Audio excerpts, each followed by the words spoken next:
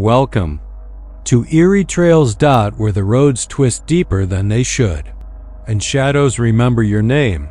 Here, every story is more than just a tale.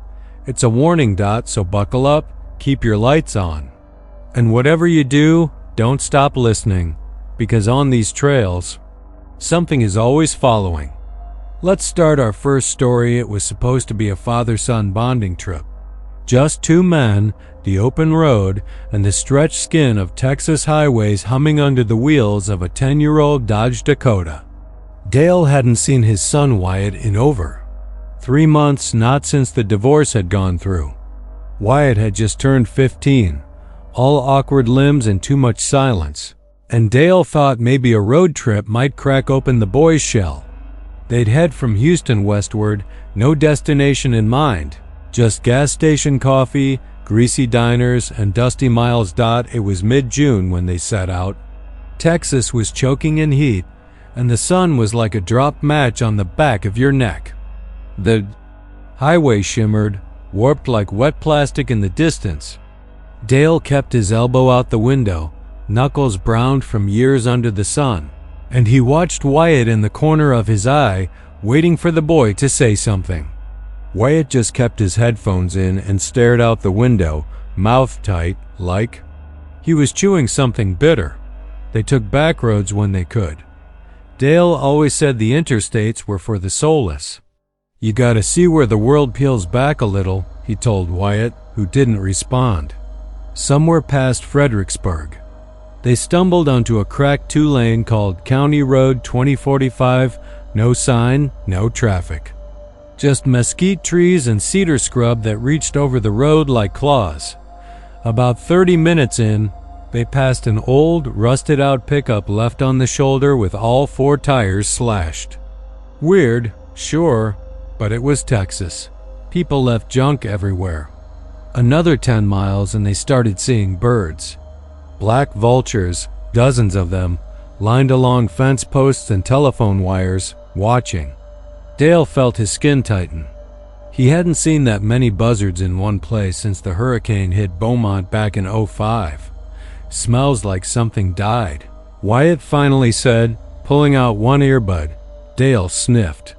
The air was turning, something sweet and rotten wafting.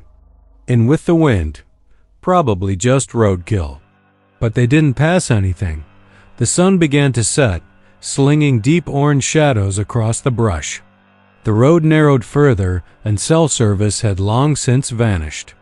That's when they saw the girl. She stood in the middle of the road, barefoot and still, maybe 10 years old, wearing a yellow sundress stained brown around the hem. Dale slammed the brakes, tires locking on dry gravel, stopping inches from her. She didn't flinch, didn't even blink. Her eyes were wrong glassy, like old marbles, and her skin had that pale paper look like she'd never been outside. Dale got out slowly. "Hey, sweetheart, you all right? You lost?" She tilted her head. "You shouldn't be here," she said, voice like wind in a pipe. "What's your name?" The girl didn't answer. Instead, she pointed past the tree line toward a narrow path, leading off the road, almost invisible in the overgrowth. "Someone's back there?" Dale asked, but she was already gliding into the brush. He turned to Wyatt, who'd gotten out too. "Stay by the truck." "Dad, I don't think we should. I just want to make sure she's okay." He followed her into the thicket, branches snapping underfoot. The air grew still, like the woods were holding their breath. The girl vanished around a bend in the path. Dale hurried, brushing through a curtain of hanging moss. And suddenly, everything changed. The clearing ahead was littered with things that shouldn't be there. A child's tricycle rusted to its frame. A smashed television. From the '70s, shattered picture frames. Half a deer carcass, bones polished white. Dale felt his stomach twist. There were dozens of items, personal things, weather-beaten and wrong, like the dump site for people's lives. And in the center of it all stood an old farmhouse. 2 stories, gray wood sagging like wet cardboard, windows all black. No lights, no sound, but the front door stood open. Dale stepped onto the porch and called out, "Hello? Anybody home?" No answer. Behind him, the girl was gone. He turned around, and Wyatt was nowhere in sight either. Panic bloomed in his chest. He called for Wyatt, voice cracking. Nothing. Just the buzz of insects growing louder, deeper, like they were crawling inside his ears. He looked down at his feet. Ants. Thousands of them. Swarming from under the floorboards, up his boots, across. His jeans. He screamed, stomping, brushing at them, and then everything went black. He woke in the front seat of the truck, drenched in sweat. The sun was gone. Outside, the sky was ink, stars choked by clouds. The truck was parked exactly where it had been.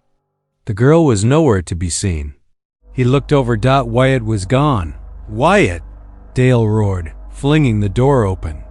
He ran up the path again, but it was gone. No trail, no clearing. Just brush. He searched for hours. Shouted until his throat bled. Used the flashlight app on his phone, even though the battery was dying.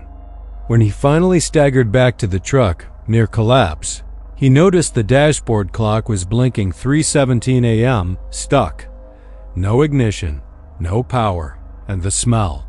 That sweet rotting smell was back, thick and sour, like something festering inside.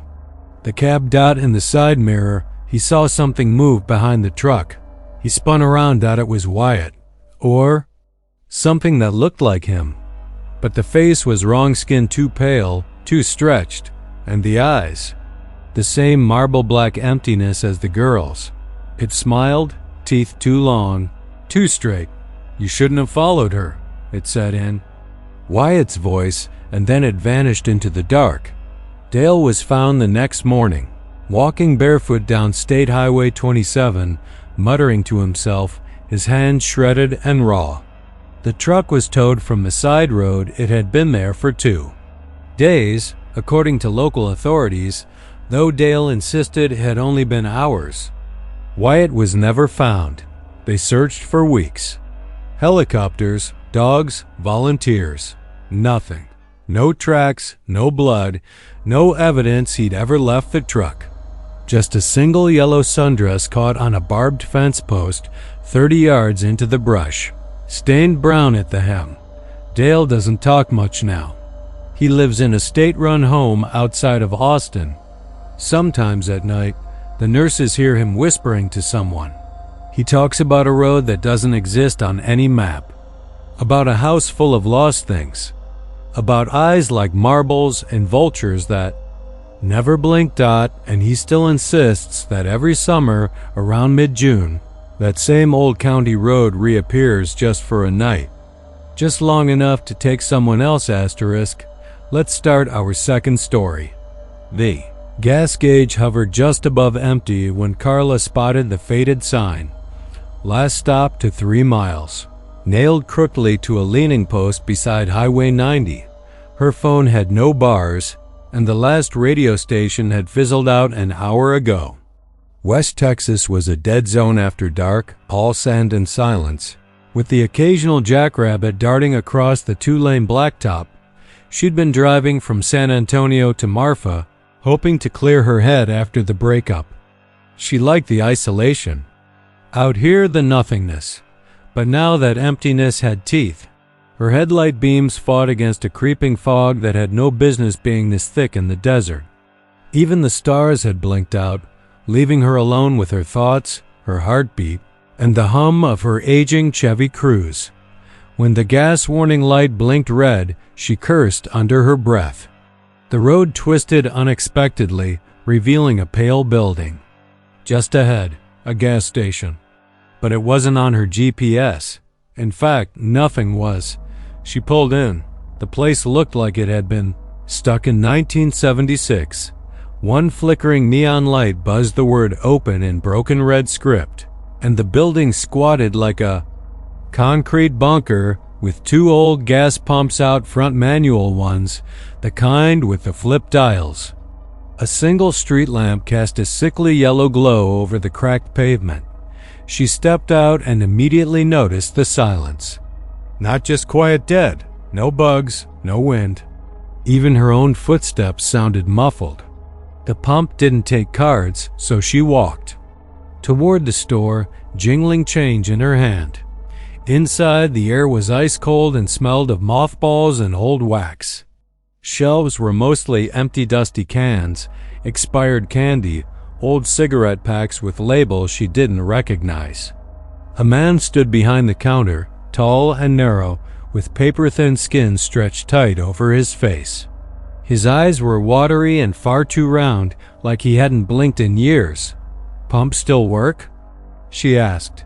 He nodded once, slow as molasses. She paid in cash, barely looking at the odd labels on the register. Everything was in some kind of old-style typewriter font. As she turned to leave, he spoke. "Don't go west from here." She stopped. "Excuse me?" His lips didn't move. The words had come from behind her, but there was no one else in the store. She whipped around. He was still standing there, unmoving. Except his shadow wasn't behind him. It was crawling along the ceiling like oil dot outside. Carla pumped the gas with trembling fingers. The needle crept up, but the air was colder now. And she noticed something else. All 4 tires were leaking slow hissing she hadn't heard until now. She looked down. Thin slivers of metal, like sewing needles, sticking out from the treads. Someone had placed them there. Heart hammering. She jumped into the car, ready to pull out, when she saw the second sign painted crudely on a sheet of plywood. Nailed to the side of the building. "Don't drive after midnight." She checked her watch. 12:03 am. Carla peeled out, tires squealing. Her eyes locked on the rearview mirror.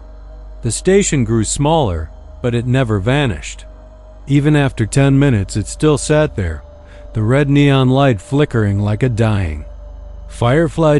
She blinked. It was ahead of her, again. Same pumps. Same building. Same sign. She'd just driven in a loop. She turned around. It was still ahead of her. Panic crawled up her spine like spiders. Her GPS now showed her in the Gulf of Mexico. Her phone battery dropped from 87% to 1%, then died. She drove faster. The fog thickened. The air turned bitter. The world outside the headlight. And that concludes our journey through the haunted highways of Texas. But the road doesn't end here. There are still miles of dark asphalt and forgotten trails where something waits. If you made it this far, maybe you're brave enough to come back for the next ride. Until then, keep your lights on. And don't trust the road when it goes quiet. This is Eerie Trails, and we'll see you in the next nightmare.